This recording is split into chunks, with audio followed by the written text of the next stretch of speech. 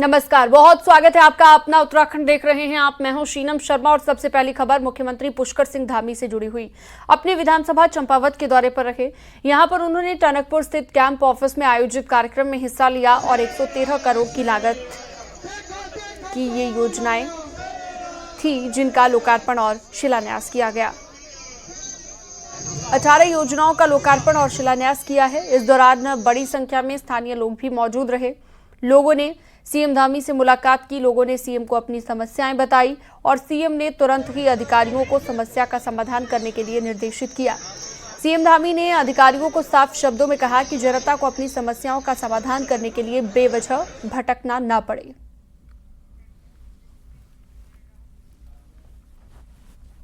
Pushkar Singh Dhami cabinet की आज एक अहम मीटिंग हुई। बैठक में कई फैसलों पर मुहर लगी है। राज्य सरकार ने पोल्ट्री फार्म नीति को मंजूरी दे दी है। इसके तहत पहाड़ी इलाकों में बड़े पोल्ट्री फार्म पर 40% जबकि मैदानी इलाकों में 30% सब्सिडी दी जाएगी। इसके अलावा स्ट्रीट चिल्ड्रन पॉलिसी को भी मंजूरी दी गई है। यूपीसीएल में ट्रांसमिशन लॉस को कम करने की पॉलिसी पर भी मुहर लगाई गई है। राज्य कैबिनेट की बैठक में ग्रीन सेस को 28% से बढ़ाकर 30% करने का फैसला लिया गया।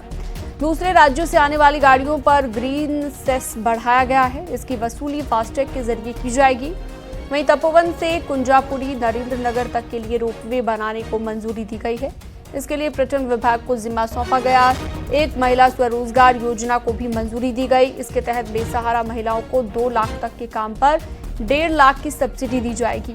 2000 महिलाओं को हर साल रोजगार देने का टारगेट रखा गया है। सड़कों पर घूम रहे 16,000 बेसहारा पशुओं के लिए गौशालाएं बनाने का भी फैसला किया गया है। आज ग्रीन सेस ये पूर्व में 2017 में निर्धारित की गई थी, प्रवेश उपकर नाम से। ये 2017 में निर्धारित की गई थी, उसके बाद कोई वृद्धि नहीं की गई थी। तो ये प्रवेश उपकर में मुद्रास्फीति की दर के बराबर लगभग 28 से 30% की वृद्धि का प्रस्ताव आज माननीय मंत्रिमंडल द्वारा प्रस्तुत किया गया था, जिसमें माननीय मंत्रिमंडल द्वारा अनुमति दी गई। कैबिनेट की बैठक में ऑपरेशन सिंदूर की अभूतपूर्व सफलता पर भारतीय सशस्त्र बलों के अद्वितीय शौर्य और अदम्य साहस को नमन किया गया। साथ ही वीर सैनिकों और प्रधानमंत्री नरेंद्र मोदी के प्रति आभार व्यक्त किया गया। सीएम धामी ने कहा कि यह ऐतिहासिक अभियान भारत की सैन्य शक्ति, रणनीतिक सूझबूझ और हर परिस्थिति में राष्ट्र की रक्षा के लिए अडिग संकल्प का प्रतीक है। देश को अनेक वीर सपूत देने वाली सैन्य भूमि उत्तराखंड का प्रत्येक निवासी इस गौरवपूर्ण क्षण में पूरे गर्व और सम्मान के साथ राष्ट्र के साथ खड़ा है।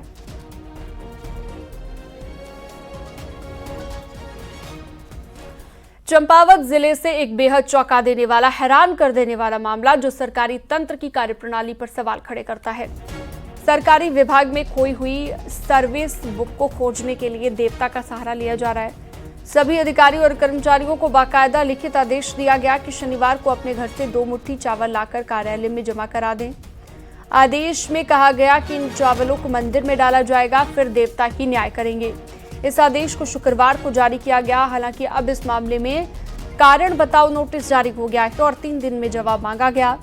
मामला पीडब्ल्यूडी के एनएच खंड लोहाघाट का है, जहां पर विभाग के अपर सहायक अभियंता जयप्रकाश की सर्विस बुक ऑफिस से गुम हो गई, लेकिन काफी ढूंढने के बाद नहीं मिली। इस पर पुलिस में रिपोर्ट दर्ज कराने या फिर विभागीय जांच के बजाय एग्जीक्यूटिव इंजीनियर आशुतोष कुमार ने आस्था के नाम पर पूरे स्टाफ के लिए आदेश जारी किया, जिससे अब हर कोई हैरान है।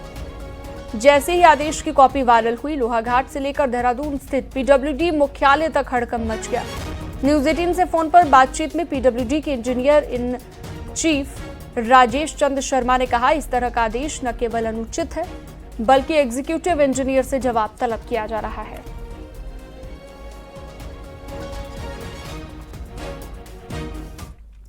कोटद्वार में एक नामी पिज्जा शॉप के पिज्जा में एल्यूमिनियम का तार निकलने के मामले में खाद्य विभाग की टीम ने छापेमारी की है। इस दौरान टीम ने दुकान के किचन के साथ ही स्टोर्स का भी निरीक्षण किया। साथ ही पिज्जा की दुकान से खाद्य पदार्थों के सैंपल लिए गए। आपको बता दें, हाल ही में शिवानी गुप्ता नाम की महिला ने पिज्जा की दुकान से पिज्जा ऑर्डर किया था, जिसमें एक सिल्वर कलर का तार पिज्जा में मिला। महिला ने इसकी लिखित शिकायत दर्ज कराई, जिसके बाद पिज्जा शॉप के खिलाफ कार्रवाई की गई। का भी शिकायत नहीं करेगा आपका। संबंध में मुझे एक कंप्लेंट रिटर्न में प्राप्त हुई थी कि पिज्ज़ा कहीं लिया गया था। मैडम हैं एक शिवानी गुप्ता मैडम, उन्होंने जो है इसको ख़रीदा था, उसमें एक तार निकलने की कंप्लेंट थी। तो उसी के क्रम में हमको 14 तारीख को कंप्लेंट मिली थी। उसी के क्रम में हमारे यहाँ आज यहाँ मैंने इनके यहाँ इंस्पेक्शन किया है। रुड़की से अगली खबर। यहां पर पुलिस और ड्रग विभाग की संयुक्त कार्रवाई में भारी मात्रा में नशीला पदार्थ, नशीली दवाइयां बरामद हुई। पुलिस ने एक शख्स को हिरासत में ले लिया है, जबकि मेडिकल स्टोर का संचालक फरार हो गया है। पूरा मामला गंगनहर कोतवाली के पाडली गुज्जर का है। यहां पर मेडिकल स्टोर में छापा मारा गया है।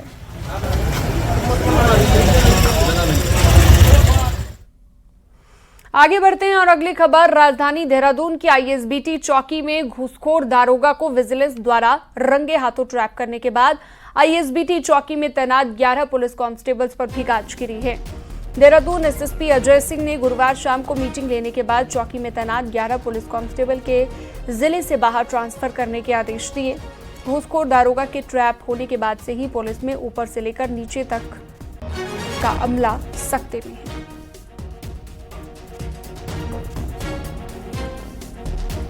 मुख्यमंत्री पुष्कर सिंह धामी ने भ्रष्टाचार पर सबसे बड़ा प्रहार किया और करप्शन के खिलाफ उनकी मुहिम रंग लाती अब नजर आ रही है। कई बड़े भ्रष्टाचारी जेल भेजे जा चुके हैं। कई लोगों से मिलने के बाद और उनसे समर्थन मिलने के बाद सीएम धामी ने भी ऐलान कर दिया है कि उनका ये अभियान आगे भी जारी रहेगा, जिसके बाद भ्रष्टाचारियों में त्राहिमाम मचा हुआ है।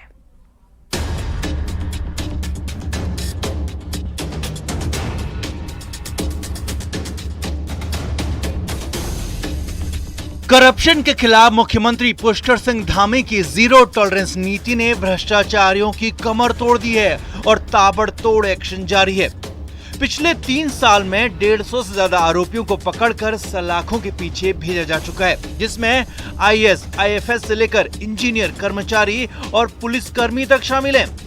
देहरादून में पुलिस कर्मियों पर हुए हालिया एक्शन के साथ ही सीएम धामी की इस मुहिम को जनता का भी जबरदस्त साथ मिल रहा है। लिहाजा लगातार भ्रष्टाचारियों पर ताबड़तोड़ प्रहार हो रहे हैं। नैनीताल में मुख्य कोषाधिकारी और अकाउंटेंट को 1,20,000 की रिश्वत लेते रंगे हाथ पकड़ा गया। नैनीताल में पीडब्ल्यूडी के असिस्टेंट इंजीनियर को 10,000 की घूस लेते हुए पकड़ा गया। हरबटपुर में बिजली विभाग का जेई 15,000 की रिश्वत लेते धर दबोचा गया। रामनगर में एलआईयू के दारोगा और मुख्य आरक्षी को गिरफ्तार किया गया। कोटद्वार में आरटीओ कर्मचारी को 3,000 की घूस लेते पकड़ा गया। काशीपुर में रोडवेज एजीएम को 90,000 घूस मांगने पर गिरफ्तार किया गया। खानपुर के खंड शिक्षा अधिकारी को 10,000 घूस लेते हुए पकड़ा गया। देहरादून में जीएसटी असिस्टेंट कमिश्नर को 75,000 घूस लेते हुए गिरफ्तार किया गया। रुद्रपुर में जिला आबकारी अधिकारी को 1 लाख घूस मांगने पर पकड़ा गया। वहीं पौड़ी में कानूनगो को 15,000 की घूस लेते हुए गिरफ्तार किया गया। मुख्यमंत्री पुष्कर सिंह धामी का भ्रष्टाचारियों पर तीखा प्रहार जारी है और एक के बाद एक करप्शन के किंग जेल में जा रहे हैं। सीएम पुष्कर सिंह धामी की जीरो टॉलरेंस की नीति ही रही है कि देहरादून में आईएसबीटी चौकी प्रभारी घूसखोर दरोगा को रंगे हाथों पकड़ा गया और चौकी के 11 कांस्टेबल को भी जिले से बाहर तुरंत ट्रांसफर कर दिया गया। सीएम धामी की सख्ती के बाद प्रशासनिक पारदर्शिता लगातार बढ़ रही है और आम जनता का भी सिस्टम में भरोसा मजबूत हो रहा है। सीएम धामी खुद कह चुके हैं कि भ्रष्टाचार के खिलाफ ये निर्णायक अभियान है जो आगे भी चलता रहेगा। Bureau report, news 18।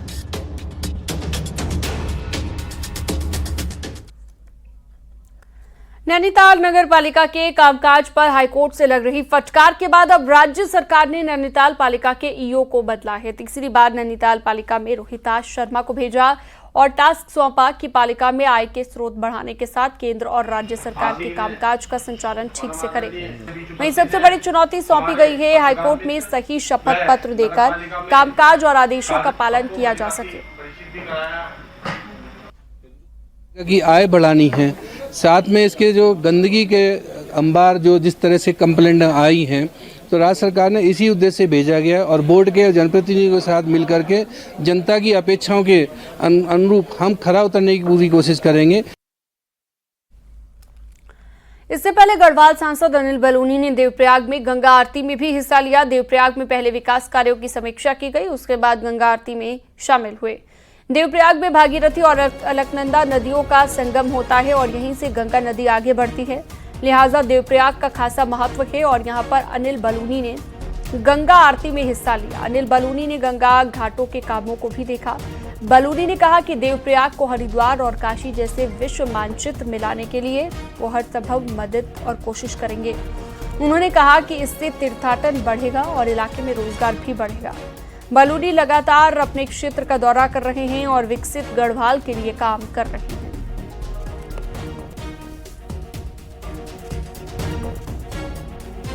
30 अप्रैल से शुरू हुई चारधाम यात्रा के इन 2 हफ्तों में 7 लाख से अधिक श्रद्धालु दर्शन कर चुके हैं। हालांकि पिछले साल की तुलना में इस बार यात्रा में 30% की कमी देखी गई है, जिसकी वजह से भारत पाक संघर्ष माना जा रहा है। इस दौरान बड़ी संख्या में बुकिंग रीस्केड्यूल हुई। अभी तक करीब 28 लाख से ज्यादा लोग ऑनलाइन ऑफलाइन रजिस्ट्रेशन इसे लेकर करा चुके हैं। अगर हम पिछले 3 या 4 दिनों की अगर बात करें तो यात्रियों ने अपना जो रजिस्ट्रेशन किया था उसके सापेक्ष उन्होंने जो होटल्स में बुकिंग किया था वो उन्होंने बुकिंग कैंसिल नहीं किया है, उसको उन्होंने रीशेड्यूल किया है। और उस कारण अगर हम पिछले 4 दिनों के आंकड़े भी देखें तो जिन लोगों ने अपना रजिस्ट्रेशन और उसके सापेक्ष भी जो बुकिंग किया था, जो रीशेड्यूल किया है, तो पिछले 2 दिनों में वो उनका अराइवल धामों पे बढ़ा है। केदारनाथ यात्रा में घोड़े खच्चरों में इक्वाइन इन्फ्लुएंजा वायरस मामले को लेकर पशुपालन मंत्री सौरभ बहुगुणा ने कहा कि वायरस सब कंट्रोल में है और करीब 5,500 घोड़े खच्चर यात्रा रूट पर लौट चुके हैं, जो कि यात्रियों के साथ ही सामान ले जाने का काम कर रहे हैं। सौरभ बहुगुणा ने यह भी बताया कि अब तक केदारनाथ रूट पर कुल 17 घोड़े खच्चरों की मौत हुई है। एसओपीज फॉर्म करी और एसओपीज फॉर्म करने के बाद 4 टीमों में हमने अपने 4 टीमों में बांटा डॉक्टरों को।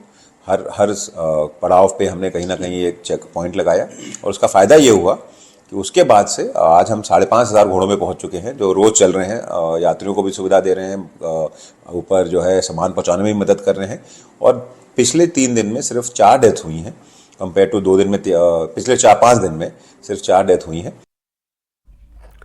चमोली के गोपीनाथ मंदिर से भगवान रुद्रनाथ की भोग मूर्ति को शुक्रवार को रुद्रनाथ धाम के लिए रवाना किया गया। इस दौरान गोपीनाथ मंदिर में भोग मूर्ति के दर्शनों के लिए भारी संख्या में श्रद्धालु पहुंचे और अब 18 मई की सुबह विधि विधान के साथ रुद्रनाथ भगवान के कपाट श्रद्धालुओं के लिए खोल दिए जाएंगे।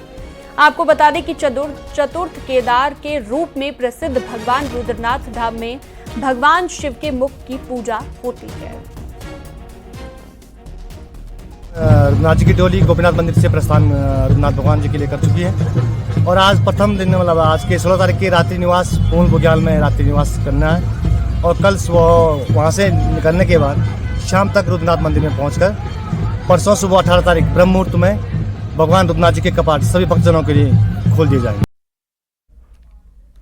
राज्य के उच्च शिक्षा विभाग ने एक ऐसा आदेश जारी किया है जिसको लेकर प्रदेश के यूनिवर्सिटी के वीसी और टीचर ने नाराजगी व्यक्त की है। दरअसल उच्च शिक्षा विभाग के सचिव रंजीत कुमार सिन्हा ने आदेश दिया है कि यूनिवर्सिटी और महाविद्यालय में आयोजित होने वाले सेमिनार में अब वही टीचर जा सकेंगे जिसका उस यूनिवर्सिटी या फिर महाविद्यालय से संबंध है। बाकी कोई दूसरा टीचर उसमें शामिल नहीं हो सकता। ऐसे में इस ऑर्डर को लेकर टीचर एसोसिएशन में काफी नाराजगी है। के अंतर्गत जो मल्टी डिसिप्लिनरी सब्जेक्ट्स हैं उनको निश्चित रूप से बढ़ावा दिया जा रहा है और इसमें जो हमारे शिक्षक हैं वो एक मल्टी डायमेंशनल रूप में काम कर रहे हैं। तो ऐसे में वो अगर सेमिनार अपने ही विषय का करेंगे तो वो मुझे लगता है कि प्रैक्टिकली रूप से संभव नहीं हो पाएंगे और एनईपी की जो मूलभूत सिद्धांत है उसका भी उल्लंघन माना जाएगा। तो या तो आदेश करने वालों को मुद्दों की सही जानकारी नहीं है, उच्च शिक्षा विभाग राष्ट्रीय शिक्षा नीति के प्राविधानों की सही स्पष्टता नहीं है, या उनके जो तथाकथित सलाहकार हैं वो उनको ऐसी सलाह देते हैं जिससे कि वो गलत निर्णय जो कि शिक्षा या शिक्षण कार्यों के हित में नहीं है या शोध कार्यों के हित में नहीं है। रुड़की के सिविल लाइन इलाके के जरासी गांव के पास गुरफान नाम के शख्स पर पहले फायरिंग की गई, फिर उसकी गाड़ी में तोड़फोड़ की गई। आरोपी अरशद के तमंचे से फायरिंग और गाड़ी में तोड़फोड़ का वीडियो भी सामने आया, जिसके बाद पीड़ित की शिकायत पर पुलिस ने आरोपी अरशद को 4 जिंदा कारतूस के साथ गिरफ्तार किया। आरोपी पर पहले से ही 6 से ज्यादा मामले दर्ज हैं। अरशद दल्ला के द्वारा उसके ऊपर मारपीट और फायरिंग की घटना की गई थी। ये वीडियो सोशल मीडिया पर काफ़ी वायरल भी हो रहा था। पुलिस ने तत्काल मामले की गंभीरता को देखते हुए अभियुक्त पंजीकृत किया गया और जो अभियुक्त है उसकी अरेस्टिंग के हम लोगों के द्वारा लगातार प्रयास किए जा रहे थे। इसमें अलग अलग टीमों के द्वारा 12 घंटे के अंदर अभियुक्त को मय तमंचे के और मय कारतूस के अरेस्ट किया जा सका है। और चलिए अब एक नजर डालते हैं पहाड़ की 10 बड़ी खबरों पर। उत्तरकाशी में कांग्रेस कार्यकर्ताओं ने बदहाल स्वास्थ्य व्यवस्था को लेकर सीएमओ का घेराव किया। पुतला फूंक कर धरना प्रदर्शन किया गया। पूर्व पीएम इंदिरा गांधी पर अभद्र टिप्पणी पर पुलिस द्वारा कोई कार्रवाई नहीं करने पर कांग्रेस ने एसएसपी का घेराव किया। विकासनगर के सेलाकोई इंडस्ट्रियल एरिया के पास एक कबाड़ के गोदाम में भीषण आग लग गई। कई घंटे की मशक्कत के बाद आग पर काबू। बागेश्वर में आपदा प्रबंधन की तैयारियों को परखने के लिए मॉक ड्रिल की गई। भूस्खलन और आगजनी को लेकर मॉक ड्रिल की गई। अल्मोड़ा पहुंचे संस्कृति सचिव युगल किशोर पंत ने सांस्कृतिक दलों के प्रतिनिधियों के साथ बैठक की और उनकी समस्याओं को सुना है। कॉर्बेट टाइगर रिजर्व में 22 से 24 मई तक हिरणों की गणना की जाएगी, जिसके लिए कालागढ़ में वन कर्मियों को ट्रेनिंग दी जाएगी। अल्मोड़ा खैरना हाईवे को लेकर कांग्रेस ने अब राज्य सरकार को घेरने की तैयारी की। 22 मई को डीएम कार्यालय का घेराव किया जाएगा। ऑपरेशन सिंदूर की सफलता पर हरिद्वार पुलिस ने तिरंगा रैली निकाली, जिसमें बड़ी संख्या में पुलिसकर्मी और अन्य सामाजिक संगठनों से जुड़े लोग शामिल हुए। अल्मोड़ा में भी ऑपरेशन सिंदूर की सफलता पर तिरंगा यात्रा पूरे बाजार में निकाली गई। केंद्रीय मंत्री अजय टम्टा समेत कई बीजेपी के कार्यकर्ता शामिल हुए। उत्तरकाशी में शुक्रवार दोपहर में अचानक मौसम बदल गया। तेज हवाओं के साथ बारिश हुई। तापमान में गिरावट। चंपावत जिले के टनकपुर में तिरंगा शौर्य सम्मान यात्रा का आयोजन किया गया, जिसमें मुख्यमंत्री पुष्कर धामी भी शामिल हुए। प्रधानमंत्री नरेंद्र मोदी और भारतीय सेना को समर्पित तिरंगा शौर्य यात्रा में लोगों का भी सैलाब उमड़ पड़ा। ऑपरेशन सिंदूर की सफलता के बाद लोगों में खुशी की लहर है। सीएम धामी के साथ यात्रा में उमड़े हजारों लोगों ने वीर जवानों को नमन किया।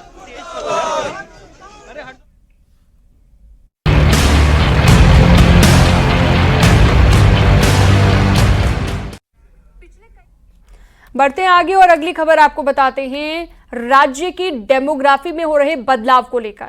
बाहरी लोगों की घुसपैठ और जमीनों पर कब्जों के मामलों को लेकर अब जनजातीय क्षेत्र भी अछूता नहीं रहा। देहरादून के पहाड़ी इलाके त्यूणी में न्यूज 18 की पड़ताल में 1 दर्जन से ज्यादा गांव ऐसे सामने आए जिनकी डेमोग्राफी अब पूरी तरह बदल चुकी है और हिंदू अब अल्पसंख्यक हो चुके हैं। एक रिपोर्ट आपको दिखाते हैं।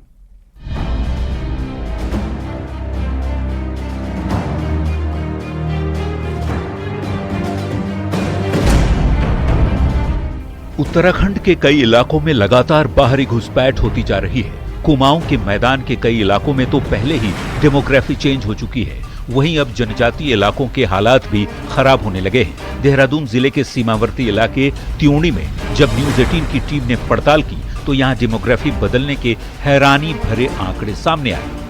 प्रदेश में बाहरी लोगों की घुसपैठ और यहाँ पर अवैध कब्जों के आंकड़े किसी से छुपे नहीं है।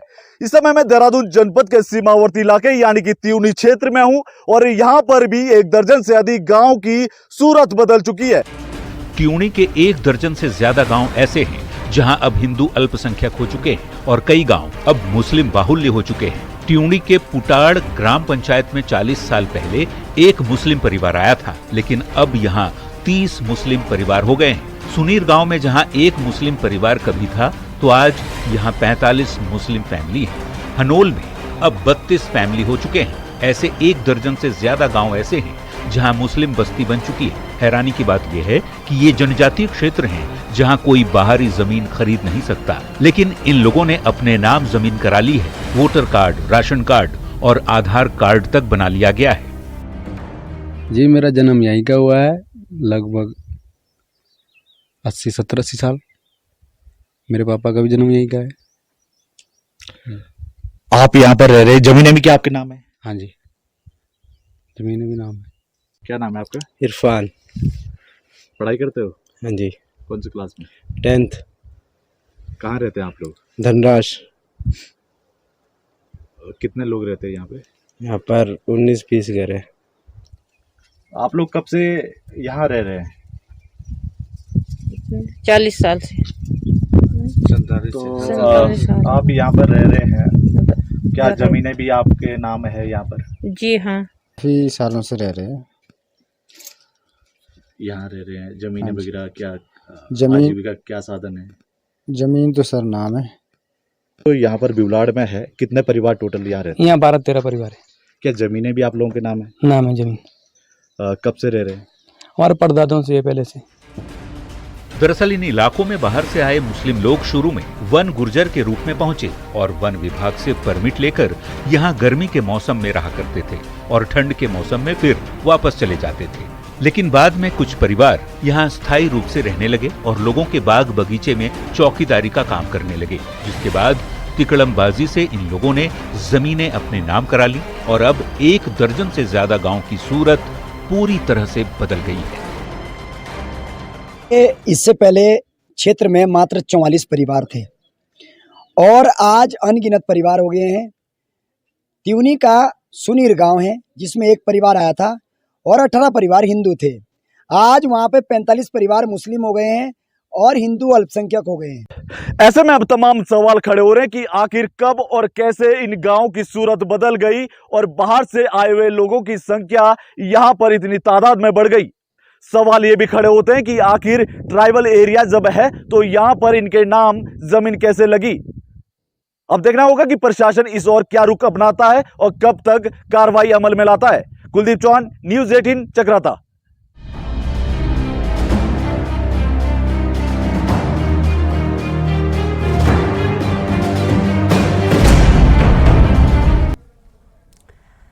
हल्द्वानी के गोलापार इलाके की डेमोग्राफी इतनी तेजी से बदल रही है कि इलाकों के पारंपरिक नामों पर भी खतरा मंडराने लगा है। कल तक जिन इलाकों के नाम हिंदी या फिर पहाड़ की लोक भाषा में थे, उन इलाकों के नाम अचानक से उर्दू जुबान से जुड़ गए हैं। आखिर क्या इसकी वजह है, आपको दिखाते हैं।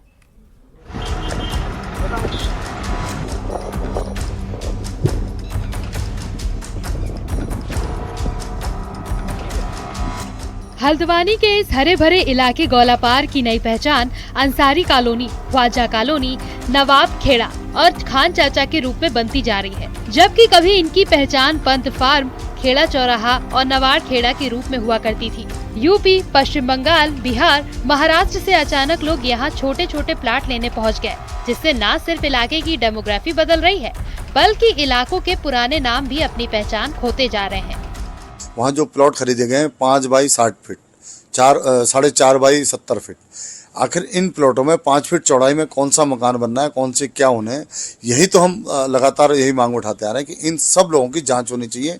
ये कौन लोग हैं, कहाँ से आए हैं, क्या काम करने आए हैं। हालांकि इस डेमोग्राफिक बदलाव के लिए सीधे तौर पर कुछ बाहरी प्रॉपर्टी डीलर, कुछ स्थानीय नेता, ग्राम प्रधान और बीडीसी मेंबर जिम्मेदार हैं, जो सामाजिक कार्यकर्ता का चोला ओढ़कर प्रॉपर्टी डीलिंग कर रहे हैं। 2 से 5% कमीशन के चक्कर में ये भोले भाले किसानों को अपने जाल में फंसा रहे हैं और ऊंचे दामों का लालच देकर जमीनों का सौदा करवा रहे हैं। हालांकि स्थानीय लोग डेमोग्राफिक बदलाव के साइड इफेक्ट अभी से महसूस करने लगे हैं। बढ़ते अपराध उन्हें चिंता में डाल रहे हैं। घटनाएं भी घट रही हैं और आने वाले समय में और ज़्यादा अशांति होने का खतरा पैदा हो गया है। इससे वहाँ के जो स्थानीय लोग हैं, जो पर्वतीय संस्कृति के लोग हैं, पहाड़ के लोग हैं, जो अत्यंत सीधे साधे लोग हैं, तो उनका घबराना और भयभीत होना और आने वाले समय में एक डेमोग्राफी चेंज होने के बाद निश्चित मानिए वहाँ पर कई दुष्परिणाम देखने को मिलेंगे। लोगों की शिकायत के बाद जिला विकास प्राधिकरण और प्रशासन भी मामले की जांच में जुट गया है। जांच के दौरान अभी तक 400 से ज्यादा घरों के कागज संदिग्ध पाए गए हैं, जिस पर कार्रवाई की तलवार लटक रही है।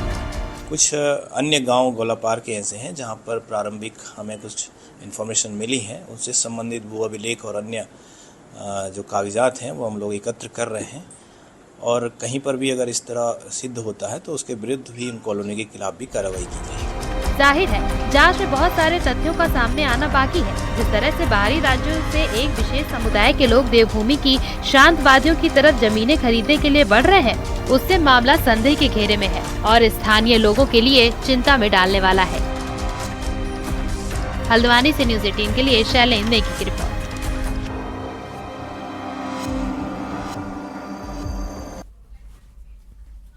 खबरों का सिलसिला जारी रहेगा, वक्त एक छोटे से ब्रेक का।